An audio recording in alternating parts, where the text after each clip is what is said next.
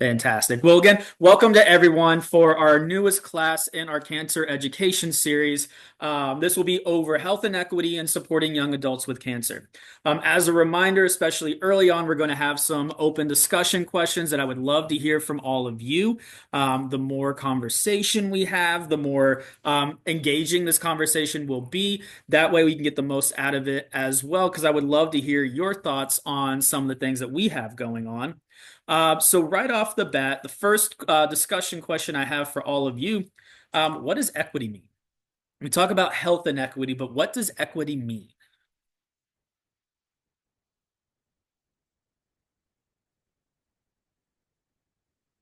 And you can put it in the chat or you can come off mute and answer that as well.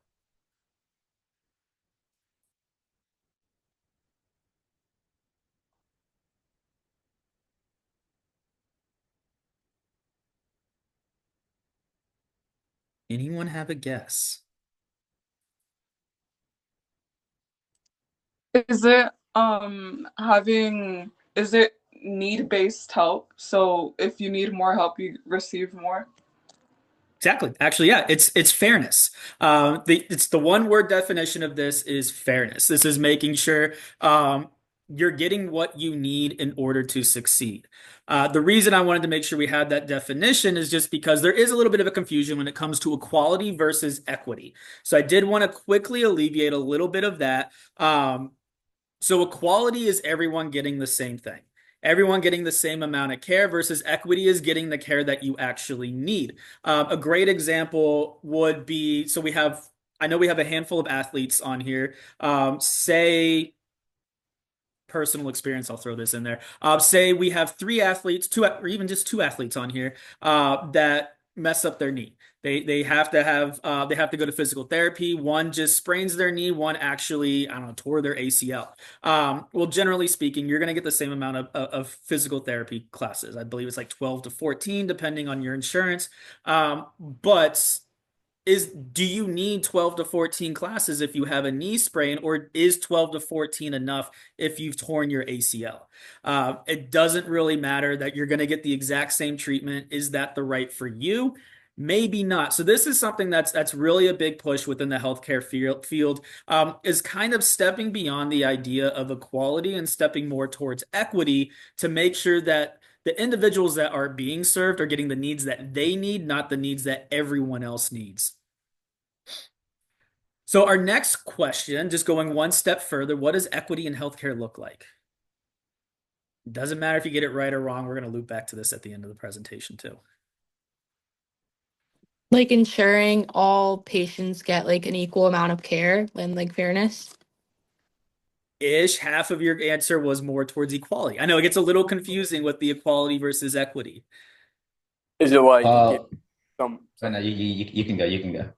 is it like giving somebody what they need compared to like what somebody else needs? So maybe like somebody will need more treatment than somebody else because they have a more severe disease.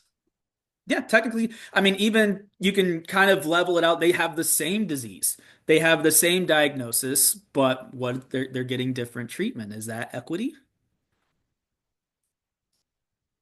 Possibly, depending on what their treatment options are. And then Dylan message, making sure everyone is able to access what they need to. Yeah, those are all very strong ideas of what equity really looks like within the healthcare realm. So a lot of times it's unfortunate when it comes to healthcare, a person's age, their resources, which is how much money they have, or even their location, does sometimes tend to determine the type of care or support that they do receive. And these are the barriers to health. These are the unfair differences in access to care and support. So, two individuals with the same cancer could technically have very different experiences and outcomes based on their resources and age. So, what are some of, just out of curiosity, what do you think some of the barriers faced by AY patients was, again, as adolescent young adults? What are some of these barriers that they might be seeing? Like they don't have people to like talk to you about the experience. That's one I didn't think any of you were going to get. That was very good. Ability for transportation from Dylan. Absolutely. If anyone heard me from Poolsville, you probably have a couple of ideas. I don't know if any of you were in the classes I was teaching.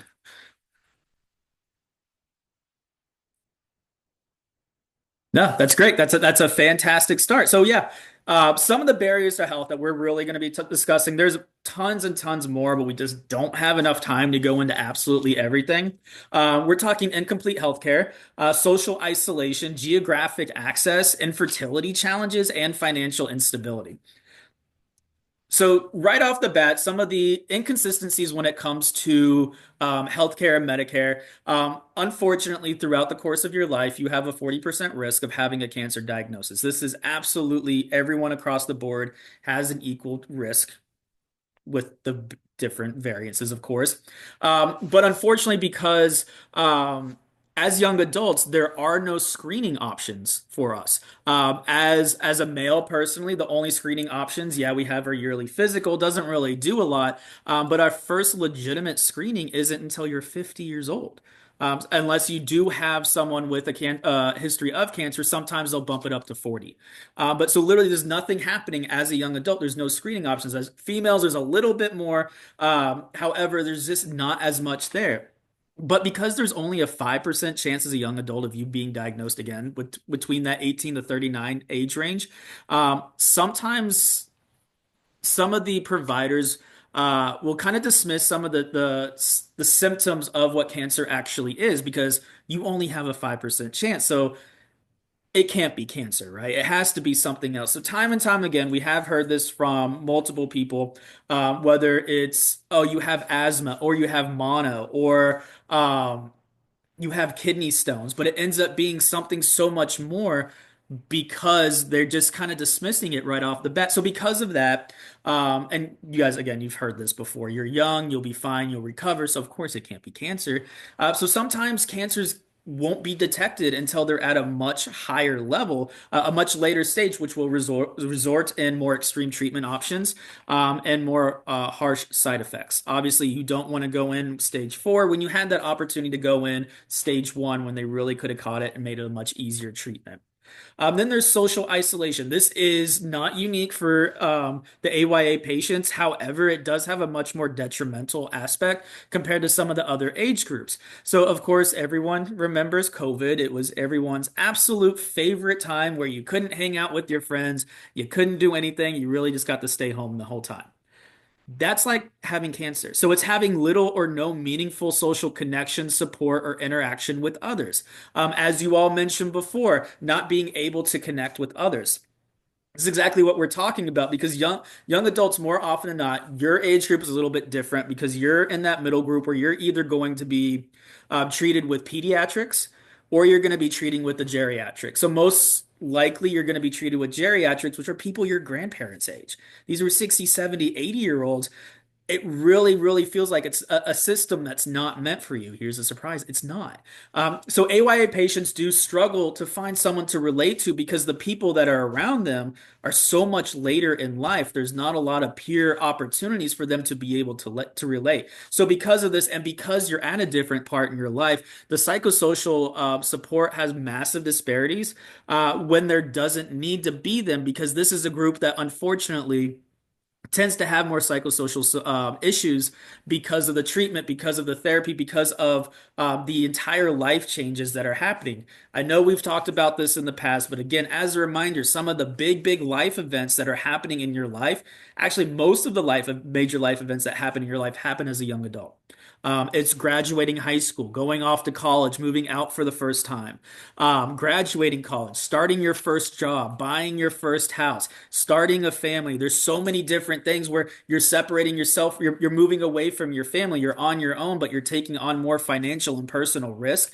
And then on top of that, with a cancer diagnosis, yeah, it's not fun. That's honestly the best way. It is not fun. It's demoralizing. It's really a horrible experience where you feel like you don't have anyone helping you out. So it disrupts your social life. It can really hurt a lot of your social aspects where you're not communicating as well as you have before. You have a lot more disengagement from care because you can't relate to what you're going through, and there is much more of that mental health burden. And then talking the geographic access. This is something a lot of people don't really think about, but again, this really does affect every age group. Most, if a very high portion of the specialized cancer care centers are located in urban or city settings. So Baltimore, we have Johns Hopkins, Sinai, Mercy, we have Kennedy Krieger Center, Walter Reed, technically a little bit outside the city, but still considered an urban area. These are some of the top facilities in the entire world, and they're all within an urban facility. If you live within a suburban or a rural area, so I'm trying to think of who out there. Poolsville, you're pretty out there. Boys Latin, you're in the city. Hereford, you're definitely out there. College Park, you're well within the city. You're pretty good. Park School within the city limits. But yeah, but some of you would be outside of city limits where it takes a while. Poolsville's an hour and a half. I just did it the other day. That's a pretty lofty distance that you have to travel. So imagine you're getting treatment 3 times a week. You're doing 3 hours each way, 3 times a week. That's 9 hours of just commuting. Like, who has time to do 9 hours of commuting on top of treatment, on top of your own personal life, on top of your work? So there's so many more travel costs that are associated, but then again, you're far more likely to get a hotel room or something. So then you have more housing costs. And these are more costs that are added on to a group that, again, we just mentioned is financially struggling. You have so much financial risk already happening, and now you're adding, not only are you paying rent or your mortgage, but now you're also paying for a hotel room. Can't really afford that. And unfortunately, the cancer mortality rate for those who do live in those suburban areas, those rural areas, those areas that are more than an hour outside of their cancer treatment options, their mortality rate is 15% higher. Does anyone know why?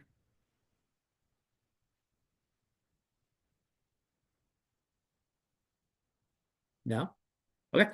Perfectly fine. The reason why, as I mentioned, 3 hours each way. How many of you, if you had to drive 3 hours round trip just to get a treatment option that you really don't want, it makes you feel sick, you're not really looking forward to it.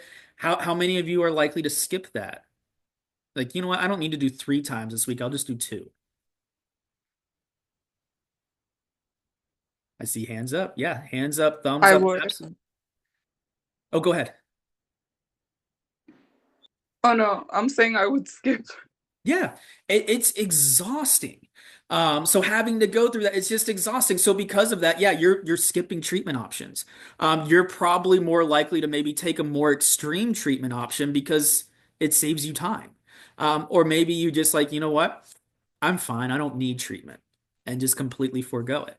This is not very common, but it is common within the suburban and rural areas. So unfortunately, because they're skipping treatment, because they're not getting the correct treatment opportunities as those within an urban setting, now they have that higher mortality rate. So there's unequal support and there are the survival differences, again, just based on where you live. And then the infertility challenge. I know this is something that's a little bit more uncomfortable with your age group because you're like, I'm not thinking about having a family right now. I'm in high school. Yeah, good. However, unfortunately, there's so many people who have to make that decision at your age. I know it's a crazy thing to think of that AYA patients, the treatment options that are available for cancer patients at the moment, unfortunately, have an extremely high risk of infertility. When you're pumping chemicals into your body, it's going to destroy your reproductive system, unfortunately. So, a lot of young adults don't realize that this is an option that, you know what, I may not be able to have kids and I have to make this decision at 15, 16, 17 years old. Um, but they aren't aware that there are preservation opportunities, fertility preservation opportunities, but it's expensive. It's very, very expensive, and most times it's not covered by insurance. So, and with that limited treatment window, you have to get it before you start your treatment because otherwise it could dilute the eggs or your sperm, whatever you're getting taken care of. So, a lot of people your age are forced to decide whether they're going to have a family or not before they're even in college, and they have to make it solely based on the fact that they don't have the money for it. Edith, did you have a question? Yeah, how does fertility preservation work? It's basically the same thing as going to like a sperm or an egg donor, where they will take some of your either eggs or sperm and freeze it. So to give you the option of later on doing IVF treatment or any of that to give you the opportunity to have a child later on. It's basically kind of a contingency as like a just in case. It's if you have a cancer diagnosis, it does not mean you will never have kids. There have been some great stories. I personally know someone who was told they would never, ever, ever have a kid, and then 2 years ago had their first child. It was probably the coolest thing ever. But unfortunately, there are a lot of people that don't have that option. So IVF or just freezing your eggs and sperm will give you the best opportunity later in life to be able to have that opportunity. Cool. So moving on, financial instability. This is definitely the area where most people tend to think of having issues because it is a major, major issue when it comes to a cancer diagnosis. Honestly, any major medical diagnosis. So as young adults, again, you are just starting your lives, your jobs, your careers, your family, your education. So you have very limited savings. If you are at your first job, maybe you just graduated college, you're no longer on your parents' insurance. Now you have your first job. Sorry, everyone, your first job is not the best paying. So you're already not making a lot. Your insurance is probably a lower level insurance because, again, you can't afford a higher level insurance because you're not making a lot. So you have limited savings. You have the potential if you have to go through treatment that, yes, ideally you would love to have that great company's like, you know what, we're going to help support you through the whole way. Sometimes they're not like that. You're new to the company. You know what, you're not within those 90 days. We're going to have to let you go. And then that less sustainable insurance, it's not good. A lot of that insurance, and again, it's that idea of you're a young adult, you're young, you're going to recover. And a lot of people, again, when I was your age, I had probably or my first insurance. It was literally the worst insurance you could possibly get because I was young. I'm fine. Um, Thankfully, I didn't have to deal with anything like this, but a lot of people have that same mentality, and it does lead to financial toxicity. So financial toxicity is a term used within the cancer realm. It's when cancer makes life harder, both emotionally, physically, and socially, not just financially. So some of the things associated with financial toxicity, you're going to have your direct medical costs. This is what everyone thinks about right off the bat. Your insurance isn't that great, so what are you paying out of pocket? So you're going to have those treatment bills. You're going to have those medication bills. Cancer medication is not cheap. You're going to have to deal with those copays and then those massive insurance gaps as well, because again, you don't have the best insurance. Um, in addition, you have those indirect life costs that a lot of people don't tend to think about right off the bat. I know in one of our past classes, we showed a video of the peels and they were talking about the cost of parking. No one thinks about having to park, especially if you're from a suburban or rural area. That's not something you have to pay for, just parking on the side of the road. Well, in Baltimore, it's expensive. It could be $40 a night. That's a lot of extra costs that a lot of people don't tend to think about. Then you have to deal with the possibility of missing, whether if you're in school. So how far behind are you going to be in school? Are you missing work? What are you going to do with that lost income? How are you going to make up those lost funds? Do you have enough to be able to survive without that income? You have that travel to treatment. Again, a lot of people don't think about that, but you also have to deal with those caregiver expenses. A lot of times, most times throughout your treatment option, you can't do it alone. You cannot go through treatment by yourself because physically you're going to be so sick, you're not going to be able to do anything. You can't drive an hour and a half right after chemo treatment. Yeah, that's really going to be not a great ride, and there's a very good possibility that honestly you could probably pass out. Yeah, it's an exhausting experience that you should not have to do with, throughout your on your own. So you have to deal with those caregiver expenses. What if it's your parents that are doing it? What about the lost income of them not going to their job? What happens if they lose their job? There's so many other things you have to worry about, and then there's housing that I mentioned before. But then there's also that emotional impact. That's the anxiety. What's coming next? What am I supposed to expect? The depression. Why me? That's always a big one. Why me? The isolation associated with it, and those decisions that are based on cost. Having to decide your entire life at such a young age. So financial toxicity is definitely a major issue, specifically within the AYA patient range. I know Poolsville people, if you remember this from Friday, if you were in my class that I taught, do not answer this. But there is a very simple rating that you get for financial toxicity based on your age group. It's an A through F. There's plus or minuses, so it could be like an A plus, B minus, anything like that. So anyone want to take a guess about what the grade is for young adults with cancer? D. Not quite. I'd call that optimistic. F. D1 C minus optimistic. F. F. Archie, F. Optimistic. That's scary. It's an F minus. The lowest possible rating you can have. Yeah, it's crazy. So, as a young adult, if you have a cancer diagnosis, especially if you were off your parents' insurance, maybe you're on your first job, yeah, it's not a fun time. Emotionally, it's definitely a roller coaster where you have to deal with your real life on top of having to deal with a cancer diagnosis. You have that anxiety, you have that depression, the isolation where you're probably on your own, and then you also have those direct medical costs. You are going to put on the most debt as a young adult, and you're far more likely to go bankrupt as a young adult than any other age group. And again, this is just from a cancer diagnosis. So these are some of the barriers. Again, I don't want to go too much in it since we already halfway done with the class. But these are just some of the barriers that are associated with it. So these are potential misdiagnosis. Again, we also have one. I didn't forget to mention one thing. I'll mention it in a minute though. But you have the possibility of pausing college. You have the possibility of losing your job. Your parents or caregivers losing your job. Your lack of reliable transportation or housing. Your loss of independence, medical bills, debt. So young adults often face, again, these diagnosis issues, financial barriers, and limited age-appropriated care within the social aspect and social isolation, meaning that outcomes will depend and can depend based on the resources rather than what your need is. So this is more focused towards an equal healthcare system versus an equitable healthcare system. So looping back again, just since you know what some of the barriers are, does anyone want to take another stab at what equity in healthcare would look like?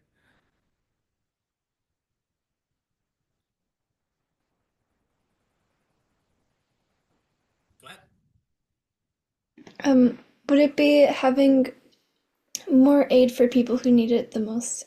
Yeah, that's a step. Anything specifically for AYA patients? Specifically helping out the young adults because of mm, how much help is It's needed. tricky, I know. So Yeah.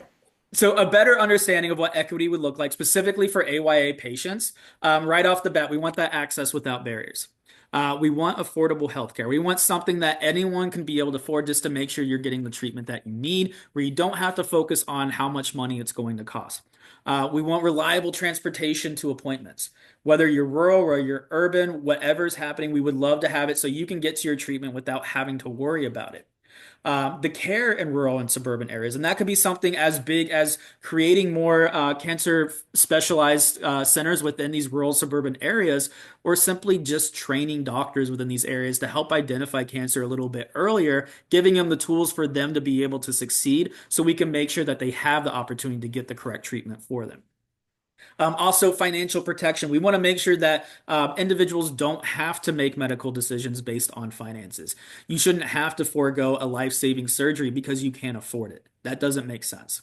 And then more age-appropriate care. I do apologize. I skipped over this briefly earlier, and I really shouldn't have. But one of the other big issues that you'll find with AYA care is it's, again, not tailored for them. There's not a lot of research. AYA patients are treated like pediatrics or they're treated like geriatrics, but they're not treated like young adults. As a young adult, the likelihood of you being able to get into a clinical trial is very, very remote. Young adults are seen as outliers. They're not seen as a base study. So there hasn't been a lot of research or anything done within the AYA community. So we don't know exactly what AYAs need. We're kind of bunching everyone in together as either a pediatric or a geriatric, not a growing young adult whose body is very different than both groups. We also want to make sure providers do understand that there are special AYA specific needs with an extra emphasis. I'm going to put an extra emphasis on psychosocial supports.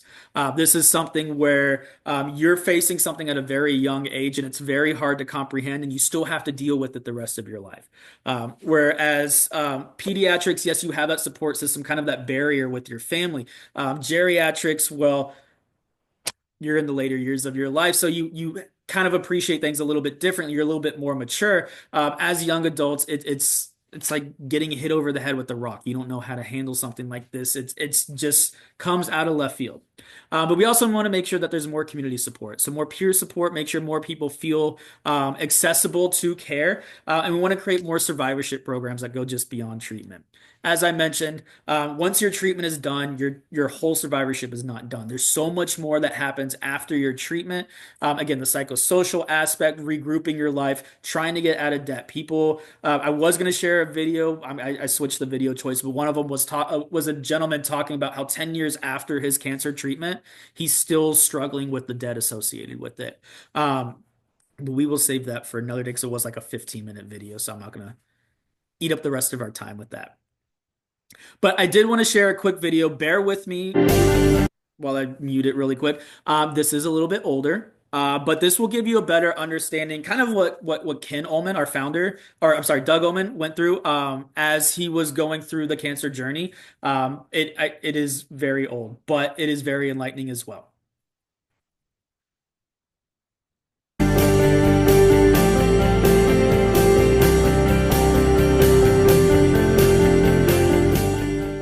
My name is Tamika, and I'm from the Washington, D.C. metro area. In May of 2001, I was diagnosed with invasive cervical cancer. I was 25 years of age. There wasn't anyone who was my age, maybe had my similar circumstances, that could understand the impact of cancer in my life. My name is Doug Ullman. I was diagnosed with cancer when I was 19. What I realized early on was that this just puts a halt on your life. I didn't know if I could go back to school. I had to start thinking about all kinds of practical things like wills and powers of attorney, and you realize that your life is short and could be potentially short, and I think you learn a lot of life's lessons early on. What Doug quickly realized was there was a huge lack of resources and information and support services for the young adult population. Once he was back at school and trying to function, he called me one day and said, "I have a project I want you to help me with, if you don't mind." And I said, "Sure, what?" As I was rushing out the door for something. And he said, "I think we should start a nonprofit, something to help people with cancer." And I said, "That's a great idea." You want to live. You're not going to lay down and let cancer take over. You're going to fight it. What we do is reach out to them and provide resources and information that can help them navigate their own cancer journey on their own as best possible.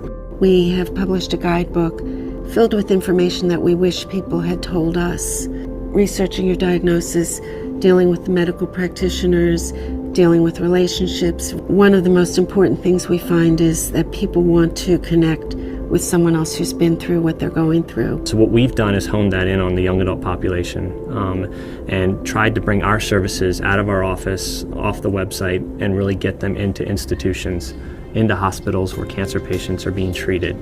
I remember coming in on a Wednesday for chemotherapy and radiation treatment when this brochure kind of just appeared to me out of nowhere.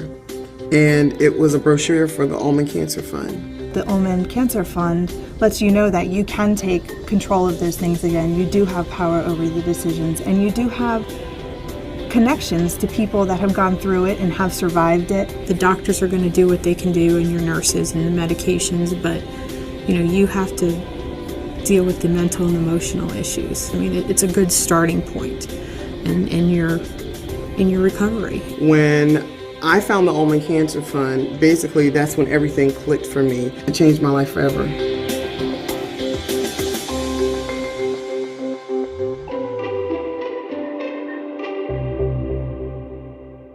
So like I mentioned, it's a little bit older. This was prior to us having Ullman House back when we were the Cancer Fund, Ullman Cancer Fund. But it gives you a great understanding of where we started, what Doug had to go through, what his family had to go through, and what they really put together to help support others. Now, we do have a book. It is online. I'll be more than happy to share the link with everyone. If anyone wants to see what the Ullman family put together, that really gives young adults who have that cancer diagnosis a much better understanding of their rights, about what to expect, about what they should be asking their doctors, what questions they need the answers to throughout their entire process so they can be more comfortable. But like Doug mentioned, this is a very life changing. It really makes you realize how short life is. So at a time when he was again trying to find his independence, he had to come back. He had to become a dependent again. He had to depend on those around him just to be able to function, just to be able to survive. And he wants to make sure that no one has to go through this journey alone, which is why Ullman Foundation was created. So some of the programs again that we really focus on at Ullman, not on my side, unfortunately, but our patient navigators, they are unbelievable individuals, but they really work with our patients at the hospital, not only at the hospitals, but across the country. We were actually, yeah, we have patients from literally all over the world, honestly. But we really focus on some of those key areas, some of those inequities that we were talking about before, the social isolation. We want to make sure that they have that opportunity to interact with their peers. The financial toxicity, making sure we're taking care of that so they don't have to deal with so much of a deficit. They don't have to dig themselves out of a hole after going through the entire treatment process. We work with them through the stress and anxiety of the entire process to make sure that they understand what's going on so they don't have to fret about what's happening tomorrow.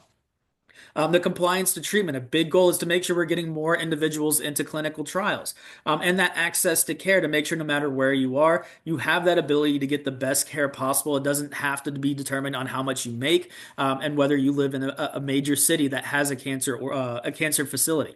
So our goal by 2027, so we're only a year away, which we're pretty well on our way, is that within the Mid-Atlantic, within the DC metro, Baltimore areas, Virginia areas, we want to make sure that we will reach 90% of adolescents and young adults impacted by cancer.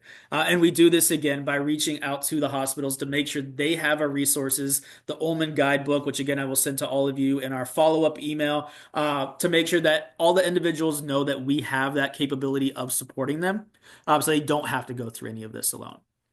So our patient navigators, again, there are the beginning and the end of what Ullman does. They offer one-on-one support to help connect patients with the peers, and those essential psychosocial resources. As you can tell, that's a big push for us, specifically a big push for me, because you can really see how much it really affects individuals as they're going through treatment and post-treatment realities.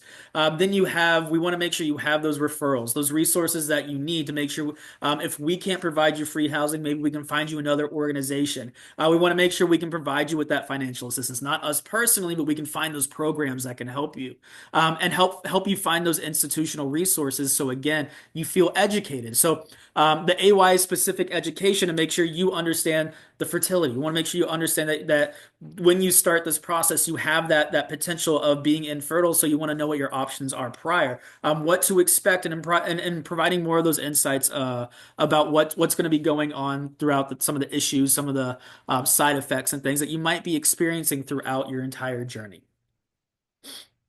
So Ullman House, again, that video was well before we established Ullman House. We were founded back, the house was founded back in 2019. If you have not been to the house, I highly, highly suggest it. I know there's a handful. Ellie was just here a couple of weeks ago. Poolsville was just here. Boys Latin was just here. All of them can attest. It's such an unbelievable experience for you to be able to see firsthand the impact that you make. Plus, it's a ridiculously cool building that has so many cool things to really help those patients at Ullman House feel like they are at home and not at another treatment center. So since we opened up in 2019, we have saved our patients over $1.7 million in housing fees. Again, that's a huge chunk. That's almost $350,000 per year that we are saving patients. And this is over the course of 7,700 nights. I think we're getting closer to 10,000 nights now. But Ullman House, again, it's a great experience. It's a very unique experience. I believe there's only one other location specifically in the entire U.S. specifically focused for young adults and housing. So this is a major area where we can really help and support more people. But as a reminder, like, why do we need this support? Everything that we just went over today, like Ullman's growing. For those of you who do not know, Ullman is growing. We're helping more people than we've ever helped before, which is absolutely fantastic. But why do we need to be helping more people than ever before? It's because those AYA patients are hurting more than ever before. The healthcare disparities right now are so massive. People are really struggling just to survive and trying to decide, am I going to be able to get treatment this week, or am I going to have to pay my rent? Things like that, where people are literally changing their lives just because they don't have the resources available to them. And this is why we want to make sure that people know about Ulman, that people are supporting Ulman, because the more that support Ulman, the more people that we can help. So this isn't an issue in the future. All right. I know that was a lot. Anyone have any questions?